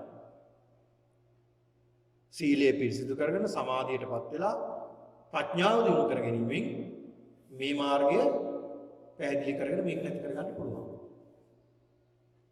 මේ කාරණාව සඳහන් කළාට පස්සේ සඳහන් කරනවා ස්වාමීනි බොහොම සතුටුයි. තවත් ක්‍රමයක් තියෙනවද මේ සංස්කාරය මේ සම්මාදිටියටපත් වෙනවා? තියෙනවා මානේ. තවත් ක්‍රමයක් තියෙනවා. ඒ මොකක්ද? සඳහන් කරනවා අවිද්‍යාච පජානාති. යතෝචකෝ ආවසෝ අරිය ශාවකෝ අවිද්‍යාච පජානාති. අවිද්‍යාව නැති කිරීම. දැන් හොඳට දැනගන්න ඕනේ අවිද්‍යාව කියන්නේ. මොකද්ද මේ අවිද්‍යාව කියන්නේ? මෙතන තමයි පින්නතුණි ඔය පටිච්චසමුප්පාදේ විග්‍රහ වෙන්නේ අවිද්‍යාව. අවිද්‍යාව කියලා කියන්නේ නොදැනීම. මොකක් ගැන නොදැනීමද? කුසල අකුසල ගැන අවබෝධයක් නැතිකම. එහෙම නැත්නම් අපි කියනවා දුක නොදැනීම. එහෙම නැත්නම් අපි කියනවා චතුරාර්ය සත්‍ය නොදැනීම. දුක නොදැනීම, කුසල අකුසල ගැන අවබෝධයක් නැතිවීම, චතුරාර්ය සත්‍ය නොදැනීම තමයි අවිද්‍යාව කියලා කියන්නේ. ඒ කියන්නේ බොහෝ කල්ලක ආශ්‍රම තමයි මේ අවිද්‍යාව කියලා කියන්නේ. ඒ කියන්නේ සසරේ අපි කරගෙන එන ආශ්‍රමයන්. අවිද්‍යාව විතර ගොඩනගලා තියෙනවා. මෙන්න මේ අවිද්‍යාව නොදැනීම අනවබෝධය දැන් බලන්න මොනතරම් අනවබෝධයක අපි ඉන්නවද? ධර්මයේ නොදන්න අය මොනතරම් අනවබෝධයකද? කෙනෙක් විග්‍රහ කරනවා නෑ නෑ මේ ආත්මයක් කියලා තියෙනවා කියනවා, සමහරු කියනවා නෑ නෑ ආත්මයක් නෑ කියනවා. සමහරු ආත්මයක් තිබ්බත් එකයි වෙන්නේ නැතත් එකයි කාලයන්දලා ඉඳලා මැරලා ගියාම සමහරු එහෙම විග්‍රහ කරනවා. මොනතරම් අවිද්‍යාව මේ අවිද්‍යා අන්ධකාර ලෝකයකද මිනිස්සු ජීවත් වෙන්නේ. මොනතරම් අඳුරේද මේ අපි අතපත ගන්න. ඒ අතින් ඔබත් මමත් වාසනාවන්තයිනේ මේ වගේ දහමක් පැහැදිලි කරන දහමක් තුලින් මේ අවිද්‍යාව අපිට මේ පැහැදිලි කරන අවිද්‍යාව විග්‍රහ කරගන්න ලැබෙන්නේ. ඉතින් ඒක නිසා මේ අවිද්‍යාව කියන්නේ මොකක්ද දැනගන්න. චතුරාර්ය සත්‍ය නොදැනීම. ඒ කියන්නේ දුක. දැන් සමහරවිට දුක මොකක්ද කියලාවත් හොයාගන්න බෑ. හැබැයි දුක් විඳිනව හොඳට. ඒ දුකත් සමහරවිට සැපක් විදිහට හිතා ඉන්නවා. මේ දුක ඉතින් මේ සැපක් වගේ තමයි කියලා සමහරව හිතා ඉන්නවා. දුක දුකක් විදිහට අපි අවබෝධ කරගන්න. ඊළාට දුක නැති කිරීම, දුක ඇතිවීම. දුක ඇති වෙන්නේ මොකක්ද කියලා දැනගන්න ඕනේ. හේතුව. දුක නැති කිරීම කොහොමද මේ දුක නැති කරන්නේ කියලා දැනගන්න ඕනේ. දුක නැති කරන මාර්ගය දැනගන්න ඕනේ. මෙන්න මේ කියන චතුරාර්ය සත්‍ය අවබෝධය, දුක දැන ගැනීම, අවිද්‍යාව කුමක්ද කියලා අවබෝධ කරගන්න පුළුවන්කම තිබෙනවා. විග්‍රහ කරන්න කලින් මේ පිළිවෙල විග්‍රහ කරලා තියෙනවා මේ ගැන. ඒක නිසා වැඩි විග්‍රහ කරන්න මම යන්නේ කාල වේලාව අපිට තව කිටි කාලයක් අපිට මේ ගැන මේ ධර්ම දේශනාවට තිබෙන නිසා ඒක නිසා මේ අවිද්‍යාව කියන්නේ හොඳට මොකක්ද කියලා දැනගන්න. ඊළාට අවිද්‍යා සමුදයංච පජානාති. එතකොට මේ අවිද්‍යාව ඇති වෙන්නේ මොකක් නිසාද? අවිද්‍යාව ඇති වෙන්නේ ආශ්‍රවයන් නිසා. ආශ්‍රවයන් නිසා තමයි අවිද්‍යාව ඇති වෙන්නේ. එතකොට අවිද්‍යාව නැති කරන්න ඕනේ. ආශ්‍රවයන් නැති කිරීමෙන් අවිද්‍යාව නැති කළ හැකියි. මාර්ගය සීල සමාධි ප්‍රඥා කියන මේ ආර්ය අෂ්ටාංග මාර්ගය. මහණෙනි මෙතෙන්ිත් පුළුවන් සම්මාදිට්ඨියටපත් වෙන්න කියලා සඳහන් කරනවා. ස්වාමීනි බොහොම සතුටුයි. මේ හැර තවත් ක්‍රමයක් තියෙනවාද සම්මාදිට්ඨියටපත් වෙන්න. මහණෙනි තියෙන තව ක්‍රමයක්. යතෝචකෝ ආවසෝ අරිය ශාවකෝ ආසවංච පජානාති. ආශ්‍රවයන් මොනවද කියලා හොඳට දැනගන්න ඕනේ. ආශ්‍රවයන්. ආශ්‍රව කියන්නේ ආශාවන්නේ. ආශ්‍රව කියන්නේ ආසාව. මොනවද මේ ආසාවන්? ආසාවන් තුනක් ගැන සංවිග්‍රහ කරනවා මෙතන. ඒ තමයි කාමාශ්‍රව. කාමාශ්‍රව කියන්නේ මේ කම් සැපතට තියෙන දැඩි ඇල්ම. ආසාව. දැන් ප්‍රත්‍යඥයන් විදියට අපි මොන තරම් කැමතිද කම් සැපතට? ඒ කියන්නේ පංචකාමයේ වින්දනය කරන. ඇස පිනවන්න කැමති නැද්ද? ඒක නිසා අපි ගෙදරට ලොකු රූපවාහිනී ගේනවා. ඊළඟට ඒ රූපවාහිනී ටික කල්පාචි වෙන ඊට වැඩිය හොඳ එකක් වෙනවා. ඊට ඒක ගේනවා. මොකටද මේ? මේ ඇස පිනවන්න ආශ්‍රවය නිසා, ආසාව නිසා. කන පිනවන්න අපි මොන තරම් දේවල් කරනවද? සින්දු අහනවා, සින්දු දානවා, සින්දු කියනවා. මේ ආසාව නිසා ආශ්‍රවය. නාසය පිනවන්න ඊළඟට දිව පිනවන්න මොන තරම් දේවල් අපි කරනවද? ශරීරය පිනවන්න, මනස පිනවන්න මොන තරම් දේවල් කරනවද? මෙන්න මේකට කියනවා කාම ආශ්‍රව. අපි එකතු කරනවා මේ ආශ්‍රව. එකතු කරන්නේ අවිද්‍යාව නිසා. මේ කාම ආසාවන් අපි එකතු කරගෙන යන සංස්කාර විදියට. ඊළඟ භව ආසාව. භව ආශ්‍රව කියන්නේ අපි කිව්වේ නැතත් අපි කැමතිනේ ඊළඟ ආත්මයේ කොහේ හරි හොඳ තැනක උපදින්න ඉඳලා භවයේදී. අපි කවුරුත් කැමතිද අපාය උපදින්න? නෑ අපි කවුරුවත් කැමති නෑ. අපි කවුරුත් කැමති යහපත් තැනක යහපත් නිවන් දැක්කේ නැත්නම් අනේ මම දිව්‍ය ලෝකේ හොඳ තැනක උපත ලබන්න කියලා.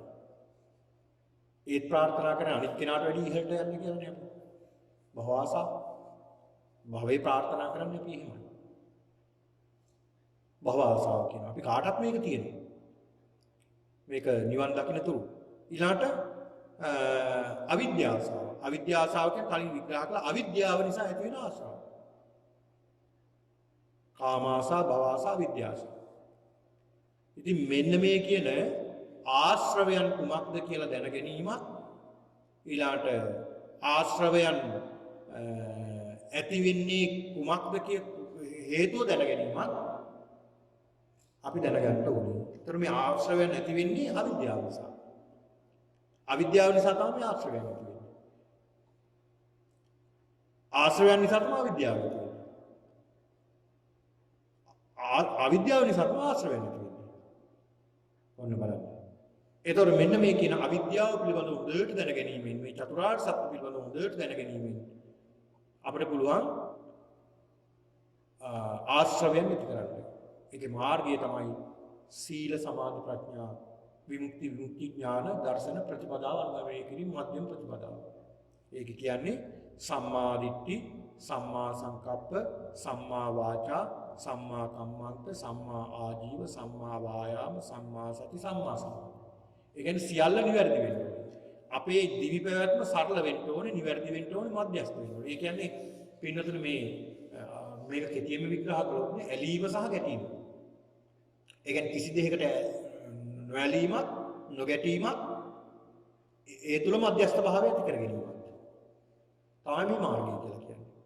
ඒ කියන්නේ ඇලෙනවා කියන්නේ කාමසුඛල්කානුයෝගීනේ. ගැටෙනවා කියන්නේ අත්තිකිලමතානුයෝගී. ඒ කියන්නේ මේ ඒතේති උභවන්ති අනුපගම් මේ දෙකම අතහැරලා ඇලීම සහ ගැටීම දෙක නැති කරන්න කියලා තමයි බුදුහාමුදුරුවෝ පෙන්නලා දුන්නේ. ඒ නැති කරගෙන යන ගමනේ යනකොට අපිට පුළුවන් මේ සම්මාදිටියටපත් වෙන්න. ඉතින් ඒක නිසා මේ සූත්‍රයේ දේශනා කරලා විග්‍රහ කරන පින්නතුනේ මේ සූත්‍ර දේශනාවේදී මේ සම්මාදිට්ඨි සූත්‍ර දේශනාවේදී විග්‍රහ කරනවා මහණෙනි මෙන්න මේ ක්‍රමයෙන් පුළුවන් සම්මාදිට්ඨියටපත් වෙන්න. යතෝචකෝ ආවසෝ අරිසාවකෝ එවං ආසවං පජානාති. ආසව සමුදයංච පජානාති. එවං ආසව නිරෝධංච පජානාති. එවං ආසව නිරෝධ ගාමිනී පටිපදංච පජානාති. මේ විදිහට මේ ආශ්‍රවයන් නැති කිරීමෙන් පුළුවන්, ඒ කියන්නේ දැන ගැනීමෙන් පුළුවන් මේ සම්මාදිට්ඨියටපත් වෙන්න කියලා සඳහන් කරනවා. මේ දේශනාව ශ්‍රවණය කරලා මේ ස්වාමීන් වහන්සේලා සඳහන් කරනවා ඉදම වෝච ආයස්මා සාරිපුත්තෝ අත්තමනාපේ වික්ඛු ආයස්මතෝ සාරිපුත්තස්ස වාසිතං අභිනන්දුන්ති. ඒ සාරිපුත්ත මහා රහතන් වහන්සේ දේශනා කළ මේ දේශනාව අහලා භික්ෂුන් වහන්සේලා අතිශය සතුටටපත් වුණා කියලා සඳහන් වෙනවා. තාමනවයි ස්වාමීන් වහන්සේගේ මේ දේශනාව කියන්නේ. බලන්න මේ දේශනාව සඳහන් වෙනවා මාර්ග 16ක් සම්මාදිට්ඨියටපත් වෙන්න. මේ එක ක්‍රමයකින් සම්මාදිට්ඨියටපත් වුණත් ඔබට සම්මාදිට්ඨියට පැමිණෙන්න පුළුවන්. ඒක නිසා කොහෙන් බැස්සත් ඔබට මේ සම්මාදිට්ඨියටපත් වෙන්නට පුළුවන්. ඉතින් ඒක නිසා මේ සම්මාදිට්ඨිය කියලා කියනවා මේ සම්මාදිට්ඨිය ලෞකික සම්මාදිට්ඨිය දිනු කරගෙන ලෝකෝත්තර සම්මාදිට්ඨියට පිවිසීමට මෙන්න මේ කියන ක්‍රම අපිට අනුගමනය කිරීමෙන් මේ දැන ගැනීමෙන් අපිට පුළුවන්කම තියෙනවා. මේ හැම එකකම විග්‍රහ වුණේ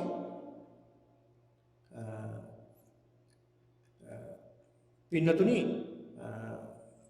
උදාහරණයකට සඳහන් කළොත් අකුසලංච පජානාති. මේ උපාදානංච පජානාති. ඒ කියන්නේ හොඳට දැන ගැනීම, ඒ ඇති වෙන්නේ මොකක්ද කියලා හේතුව දැන ගැනීම, ඊළාට ඒක හේතුව නැති කරන ක්‍රමයේ දැන ගැනීම, ඒකේ මාර්ගය දැන ගැනීම. හැම ප්‍රශ්නයකටම ඔය හතරනේ චතුරාර්ය සත්‍ය අපිට වටින්නේ. ඒ කියන්නේ ප්‍රශ්නය ඇති වෙන්නේ හේතුව, ප්‍රශ්නේ නැති කිරීම, නැති කරන ක්‍රමය. මෙන්න මෙහෙම තමයි විග්‍රහ කරන්නේ. ඉතින් ඒක නිසා මෙන්න මේ දේශනාව අපි දින ගණනාවක ඉඳලා අපි දින කිහිපයක මේ සිට මේ සම්මාදිට්ඨි සූත්‍රය අපි දේශනා කරන්නට යෙදුණා. ඒ වගේම තවත් ප්‍රශ්නයක් අහලා තිබුණා පච්චය කියන එක මොකක්ද කියලා. පච්චය කියන්නේ ප්‍රත්‍ය වීමෙන් හේතුව නිසා කියන එකයි. ඒ කියන්නේ අවිද්‍යා පත්‍ය සංඛාරා. ඒ කියන්නේ අවිද්‍යාව හේතු නිසා අවිද්‍යා හේතුව නිසා සංස්කාරය කරනවා. පච්චය කියන්නේ පාළියෙන් ප්‍රත්‍ය වීම නිසා, හේතුව නිසා. මේ දේශනාවෙත් අපි විග්‍රහ කළේ පටිච්චසමුප්පාදයේ තමයි විග්‍රහ කළේ. අවිද්‍යා පත්‍ය සංඛාර, සංඛාර පත්‍ය විඥාන. ඒක නැති කරගෙන එන මාර්ගය තමයි අපි විග්‍රහ කළේ. ඉතින් ඒක නිසා පින්නතුනි අද මේ දේශනාව ශ්‍රවණය කිරීමෙන් මේ සියලු දෙනා විශාල කුසල ශක්තියක් සිද්ධ කරගන්නට යෙදුණා. අද මේ උතුම් ධර්ම දේශනාව ශ්‍රවණය කිරීමෙන් මේ සිද්ධ කරගත්තා වූ සියලු කුසල ශක්තිය බලයෙන් සියලු දෙනාට උතුම් චතුරාර්ය සත්‍ය අවබෝධයේ පිණිස මේ උතුම් දේශනය හේතු ආසනාව වේවා කියලා සාදු කියලා ප්‍රාර්ථනා කරගන්න. ආකාශට්ටා ච බුම්මට්ටා දේවා නාග මහිද්దికා පුඤ්ඤන්තං අනුමෝදිत्वा චිරං රක්ඛන්තු ශාසනං. ආකාශට්ටා ච බුම්මට්ටා දේවා නාග මහිද්దికා පුඤ්ඤන්තං අනුමෝදිत्वा චිරං රක්ඛන්තු දේශනං. ආකාශට්ටා ච බුම්මට්ටා දේවා නාග මහිද්దికා පුඤ්ඤන්තං අනුමෝදිत्वा චිරං රක්ඛන්තු මං පරන්ති. පින්නතුනි හෙට දිනේදී සිල් වැඩසටහන සිදු වෙනවා. ඒ සඳහා ඔබට සහසම්බන්ධ වෙන්න අවස්ථාව තිබෙනවා. ත්‍රිවන් සරණයි සිල් දිනාට.